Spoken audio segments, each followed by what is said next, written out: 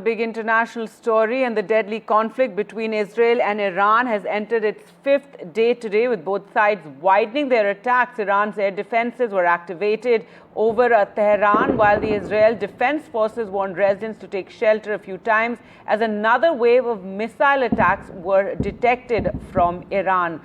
So the conflict really escalating, and in fact, Israel has said that it won't rule out killing Khamenei, that is the leader of Iran, and this even as US President has cut short his visit. So let's get you more details on that. And as this conflict has entered the fifth straight day, President Donald Trump has signaled that because of the ongoing conflict, that it was intensifying.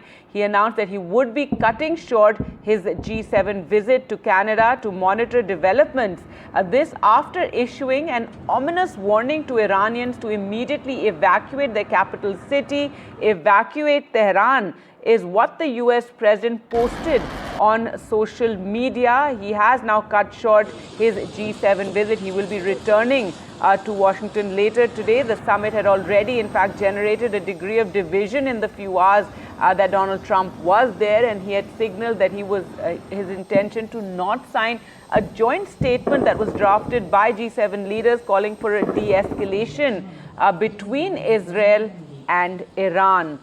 So US President, they're cutting short his visit, and according to reports, in fact, he will be holding a meeting immediately after arriving back in the US, is what one has heard. Now, French President Emmanuel Macron, however, said that Trump's early departure was positive, given the immediate objective was to get Israel and Iran to agree to a ceasefire, though Israeli media, some parts of the Israeli media, in fact, suggesting that the US may be entering this conflict, but that, of course, is something coming only in the Israeli media right now. So the conflict between Iran and Israel now entering its fifth day. Another wave of missiles have been sent out from Iran, and sirens, according to reports, sirens have again sounded across Israel after the Iranian missiles have been detected heading towards its territory. Israel's air forces are operating to intercept and strike where necessary to eliminate the threat, is what the IDF, the Israel Defense Forces, have said. So Donald Trump there cutting short his G7 visit. Ostensibly, this is what he said, is due to the conflict taking place in the Middle East. So the US President will be heading back, and he's also asked for his National Security Council to convene as he will arrive in the US. Well, let's go across to Ghazali now for more in Ghazali. So many developments, Donald Trump cutting short his G7 visit. Meanwhile, it's the fifth day of the conflict between Israel and Iran. Another wave of missile strikes from Iran heading to Israel.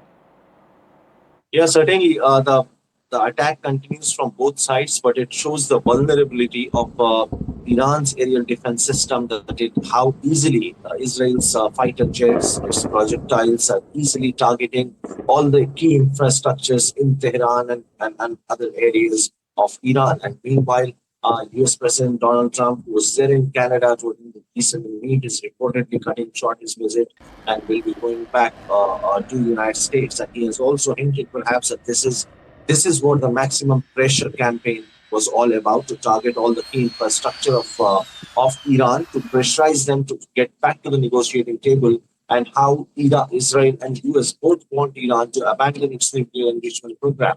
And perhaps Donald Trump is confident that this attack on Iran will deter them, not just from stopping